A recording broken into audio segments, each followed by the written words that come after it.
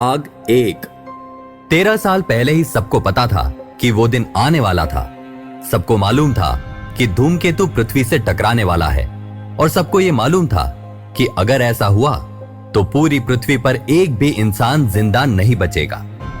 13 साल, पूरे 13 साल इंसानों ने यह कोशिश की कि धूमकेतु पृथ्वी से ना टकराए। सरकारें लोगों से झूठ बोलती रहीं कि वे निश्चिंत रहें। वो लोगों को सांत्वना देते रहे कि हम कोई न कोई रास्ता निकाल लेंगे, लेकिन कोई फायदा नहीं हुआ। 800 करोड़ लोगों ने अपने अपने भगवान से एक ही प्रार्थना की, लेकिन अफसोस कोई भी भगवान उस धूमकेतु को पृथ्वी से टकराने से रोकने नहीं आया। दुनिया के सभी स्पेस ऑर्गेनाइजेशंस ने पृथ्वीवासियों के स्पेस रिलोकेशन का लक्ष्य भी बनाया, लेकिन 13 सालों में वो लक्ष्य एक अधूरा सपना बनकर ही रह गया। हालांकि वैज्ञानिकों द्वारा बनाए गए कॉमेट ब्रेकर कुछ हद तक सफल हुए। पूरी पृथ्वी पर एक भी ऐसी मानव निर्मित संरचना नहीं थी जो सही सलामत बची हो। इसके बावजूद भी लगभग 80 करोड़ लोग जिंदा बच गए थे। जब धूमकेतु अपने अंतिम रूप में पृथ्वी से टकराया तो पूरी पृथ्वी कई मिनटों तक कांप रही थी। 800 करोड़ लोगों ने एक साथ कभी ऐसा डर अनुभव नहीं किया था। जब सब कुछ शांत हुआ तो 700 करोड़ लोग मर चुके थे। टकराव के एक हफ्ते में 20 करोड़ लोग देखरेख के अभाव में या टकराव के समय हुई दुर्घटना से मर गए। पर यह अंत नहीं था। यह जिंदा बचे 80 करोड़ लोगों के लिए एक नर्क की शुरुआत थी। चारों तरफ अराजकता थी। दुनिया भर के जिंदा बचे लोग समूहों में इकट्ठा हो रहे थे। कोई भी ऐसा जिंदा इंसान नहीं था जिसने किसी अपने को ना खोया हो। खाने पीने की चीजों के लिए लोग जानवर बन गए थे। दुनिया की सभी सरकारों का अस्तित्व एक झटके में समाप्त हो चुका था। जिस सभ्यता को विकसित होने में कई हजारों साल लगे थे, वो नष्ट हो चुकी थी। लेकिन स्थितियां कितनी भी विपरीत क्यों ना हो, कोई भी घाव कितना गहरा क्यों ना हो, समय के साथ उसका असर कम होता जाता है। अगर वो घाव खत्म नहीं होता, तब भी इंसान उसके साथ ही जीना सीख लेता है। ऐसा ही कुछ इंसानों के साथ भी हुआ। दुनिया भर के लोग जिन समूहों में इकट्ठा हो रहे थे, उनमें कुछ लीडर्स उभर कर सामने आ रहे थे। उन्होंने अपनी अपनी टेरिटरी बनाई, जिसमें रहने वाले लोगों को उनके बनाए गए नियमों का पालन करना जरूरी था। जो लोग ऐसे नियमों को मानने से मना कर देते थे, उनको उस टेरिटरी से बाहर निकाल दिया जाता था। ऐसे लोग दुनिया भर के खंडहरों में इंसानी लाशों के ढेर के नीचे दबे सामानों को ढूंढकर अपना गुजारा करते हैं। दुनिया का हर वो आदमी जो किसी टेरिटरी में रहने से मना कर देता है या उसे किसी कारणों से बाहर निकाल दिया जाता है, उन्हें वल्चर्स कहा जाता है। उत्तरी भारत में धूमकेतु के टकराने से हिमालय के निचले हिस्सों में काफी भूस्खलन हुए, जिससे हजारों के हजारों गांव धरती की गोद में समा गए। जो लोग जिंदा बचे थे, वो गंगा के किनारे मैदानी इलाकों में इकट्ठा होना शुरू हो गए। यहां कम से कम उनको जिंदा रहने की आवश्यक चीजों में से एक पानी की कोई कमी नहीं थी। मैं भी उनमें से एक थी। मां और 2 भाइयों को अपने सामने मरता देखने के बाद पापा के साथ मैं भी खाने पीने की तलाश में कई दिनों तक चलने के बाद 50 किलोमीटर दूर गंगा के किनारे पहुंची।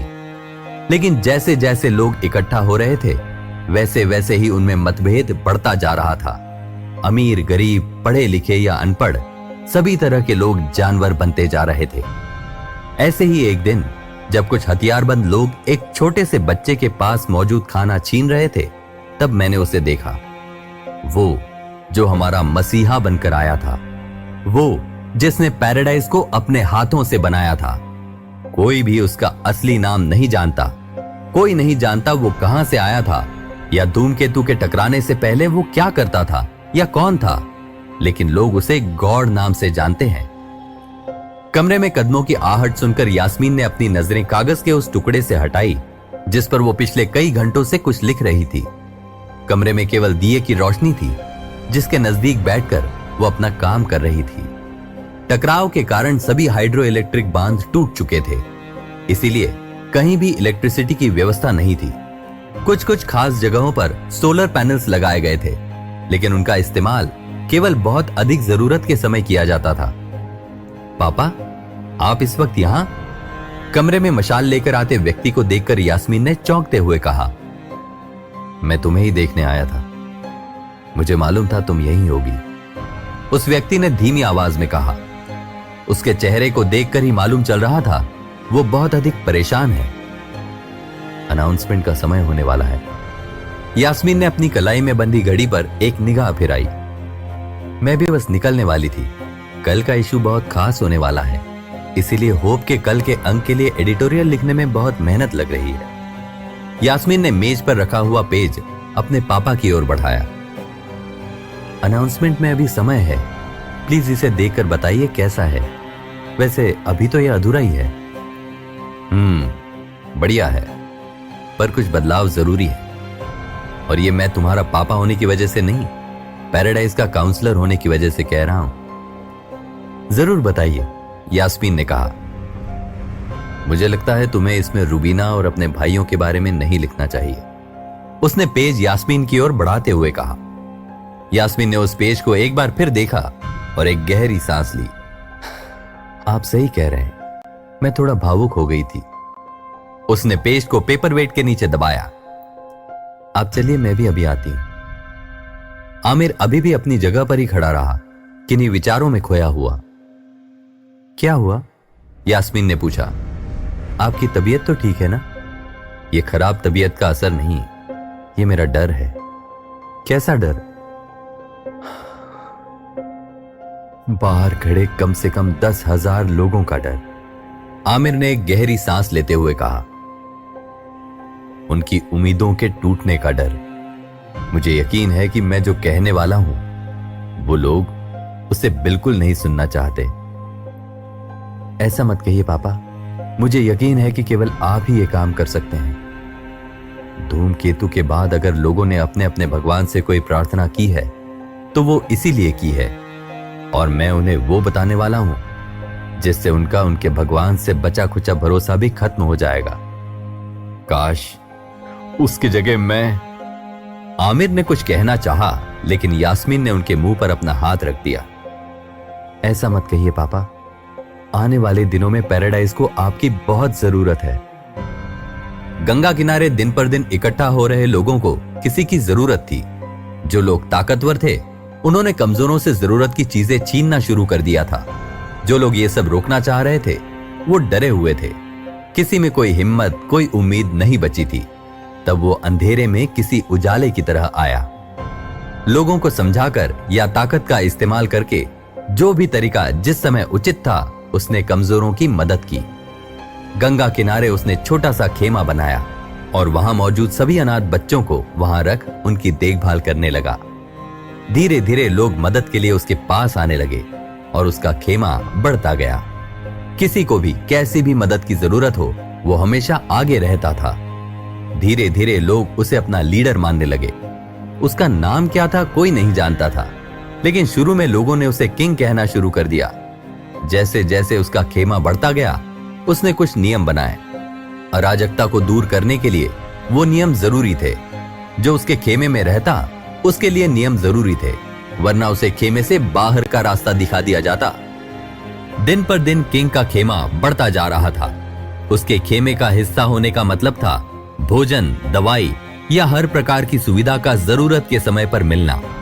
जब खेमे में लोगों की संख्या सैकड़ों से हजारों में पहुंच गई और आखिरकार महीने भर में लाखों तक पहुंचने वाली हो गई, तब उसने पैराडाइज का निर्माण किया।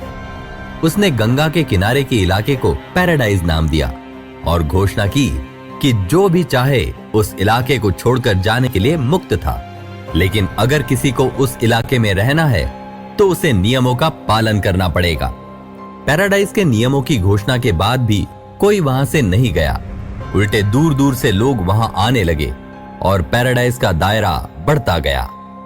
पैराडाइज के लोग अब खुद आगे बढ़कर दूसरों की मदद करते थे। जब स्थितियां कुछ सामान्य हुई तो उसने 5 लोगों की काउंसिल बनाई। शुरुआत में उनका काम था बचे खुचे संसाधनों और खाने पीने के सामानों को इकट्ठा करना और निष्पक्ष रूप से पैराडाइज वासियों में उसका बंटवारा करना। उसके बाद वो पैराडाइज के बाहर जाकर ऐसे लोगों को ढूंढने लगा जो किन्हीं कारणवश अभी गंगा किनारे तक नहीं पहुंचे थे और जिन्हें सहारे की जरूरत थी। हालांकि पैराडाइज के बाहर के अधिकतर लोग ऐसे थे जिन्हें किन्हीं नियमों के अंतर्गत रहना स्वीकार्य नहीं था। ऐसे लोग जिन्हें सामान्य लोग वल्चर कहते हैं, लेकिन जिन्हें सहारे की जरूरत थी, वो पैराडाइज में आ रहे थे। उनमें अधिकतर बच्चे या ऐसी स्त्रियां थी जिनका कोई भी संगी साथी जिंदा नहीं बचा था। दुनिया भर में पैराडाइज की तरह कई टेरिटरीज बनी, लेकिन सभी तरह की संचार व्यवस्था समाप्त होने की दशा में उनके बीच कोई कम्युनिकेशन नहीं था। जिस टेरिटरी में जितनी सुविधा मौजूद थी, लोग उससे काम चला रहे थे। दुनिया की 90% आबादी खत्म हो चुकी थी और पीछे बचे थे हम, ऐसे गम के साथ जो हमारी मौत के साथ ही खत्म होने वाला है। उस घर की दीवारों को खंडहरों से निकाली गई ईंटों से बनाया गया था। छत के नाम पर लकड़ी और प्लास्टिक के टुकड़े थे। वो घर पैराडाइज के किंग का घर था। वो घर जिसके सामने आज लगभग 10,000 लोग खड़े थे। शाम का धुंधलका चारों तरफ फैला हुआ था। मौसम का मिजाज देखकर लगता था जल्द ही बारिश होने वाली थी। अंधेरा होते ही लोगों ने मशालें जला ली थी और अपनी अपनी घड़ियों में 8 बजने का इंतजार कर रहे थे। उन्हें बताया गया था कि 8 बजे ही काउंसलर आमिर अनाउंसमेंट करने वाले हैं। 8 बजे लकड़ी से बनाई हुई अस्थायी सीढ़ियों पर चढ़ता हुआ आमिर उस घर के ऊपरी हिस्से में बनाए गए एक मचान पर पहुंचा। उस लंबे चौड़े मचान को ऐसे ही मौकों के लिए बनाया गया था। काउंसलर आमिर पर नजर पड़ते ही बाहर मौजूद सभी लोग शांत हो गए। कुछ ही दूरी पर बह रही गंगा से आने वाली हवाओं की आवाज भी उस सन्नाटे में सुनी जा सकती थी। मचान पर आमिर के पीछे बाकी 4 काउंसलर भी खड़े थे। ये वही जगह है जहां आज से ठीक 10 महीनों पहले किंग ने पैराडाइज की घोषणा की थी। यही कारण था कि हमने मुख्यालय को इस जगह बनाया। आमिर ने कहना शुरू किया। सब तक उसकी आवाज पहुंचे इसके लिए माइक लगाया गया था। माइक के लिए सोलर पैनल से प्राप्त ऊर्जा का इस्तेमाल किया जा रहा था। हालांकि मचान पर रोशनी के लिए मशालें ही जलाई गई थी। कुछ देर रुकने के बाद आमिर ने फिर से कहना शुरू किया। वो ऐसी ही एक रात थी जब मैंने सबसे पहले उसे देखा था। एक बच्चा जिसके परिवार के शायद सभी लोग मारे जा चुके थे। वो अपने उन्हीं परिवार वालों के लिए खाना इकट्ठा कर रहा था, लेकिन कुछ लोग उस बच्चे से जबरन वो खाना छीनना चाहते थे। मैं वहीं पर था, लेकिन डरा हुआ था। लोग उस थोड़े से खाने से शायद उस बच्चे को मार भी देते, लेकिन मैं उसको रोकने की हिम्मत नहीं जुटा पाया। लेकिन उसने आगे बढ़कर उनको रोका। यही वो फर्क था जिसने उसे किंग बनाया। आमिर की बात सुनते ही नीचे खड़े लोग गॉड गॉड चिल्लाने लगे। आसमान में बिजली कड़की, लेकिन लोगों के उस हुजूम में वो आवाज भी दब गई। वो उम्र में मेरे बेटे जितना बड़ा था, मेरे बड़े बेटे जितना बड़ा, जो कुछ ही महीनों पहले टकराव में मारा गया था। अपनों को अपनी आंखों के सामने मरता हुआ देखने के बाद मैं हर समय यही समझता था कि अब इस दुनिया में कोई उम्मीद नहीं बची है। लेकिन किंग ने मुझे उम्मीद दी। उसने पूरे पैराडाइज को उम्मीद दी। उम्मीद कि हम बीते हुए कल को भुलाकर आगे बढ़ सकें। आमिर जैसे जैसे बोलता जा रहा था, उसकी मुट्ठियां कसती जा रही थी। नीचे भीड़ में सबसे आगे खड़ी यास्मीन ध्यान से उसकी बातें सुन रही थी।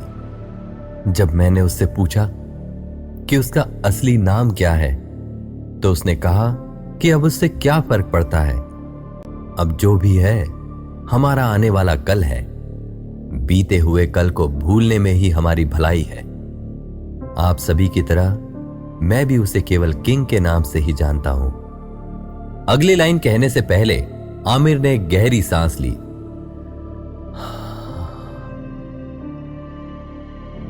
लेकिन पूरे पैराडाइज को मैं बहुत दुख के साथ बताना चाहता हूं कि किंग अब हमारे बीच नहीं है। आमिर की बात सुनते ही बाहर खड़े लोग चिल्लाने लगे, यह झूठ है, ऐसा नहीं हो सकता। लोग जमीन पर बैठकर रो रहे थे। उनके लिए खड़ा रहना मुश्किल था। वहां मौजूद ऐसा कोई भी शख्स नहीं था जिसकी आंखों में आंसू नहीं थे। आमिर भी अपने आंसुओं को रोक नहीं पाया। कल सुबह 10 बजे किंग का अंतिम संस्कार किया जाएगा। सुबह 10 बजे उनकी चिता को आग दी जाएगी। उसके बाद उनकी बची हुई अस्थियों को यहीं इसी कंपाउंड में दफनाया जाएगा। लोगों का शोर अब और भी तेज होने लगा था और उसके साथ ही आसमान में बिजलियों के कड़कने की गति भी बढ़ गई थी। तेज हवाओं के कारण लोगों की मशालें भी बुझने लगी थी। पूरे माहौल में एक मनहूसियत फैलने लगी थी। आमिर ने भीगी हुई आंखों से अंतिम बात कही। आज से ठीक 1 महीने बाद काउंसिल द्वारा घोषणा की जाएगी कि पैराडाइज का अगला किंग कौन बनेगा। मैं अक्सर ये बात सोचती हूं कि किंग ने इस जगह का नाम पैराडाइज क्यों रखा। बाकी टेरिटरीज की तरह न्यू चाइना या साउथ स्टेट्स यूनियन जैसा नाम क्यों नहीं रखा। शायद इसलिए कि वो हमसे कहना चाहता था कि इन खंडहरों में भी हम स्वर्ग बना सकते हैं, और उसने ऐसा किया भी। दुनिया की बाकी जगहों पर अभी भी स्थितियां सामान्य नहीं हुई हैं। दुनिया के बाकी टेरिटरीज में अभी लोग जानवरों जैसा बर्ताव करते हैं। उसके लीडर सभी तरह की अव्यवस्था के लिए धूमकेतु का बहाना बनाते हैं और खुद लीडर होने का फायदा उठाते हैं। दुनिया की बाकी टेरिटरीज के लोग भी धीरे धीरे सामान्य जीवन जीना सीख रहे हैं, लेकिन वो सभी अभी भी पैराडाइज से सालों पीछे हैं। लेकिन ये सब हुआ कैसे?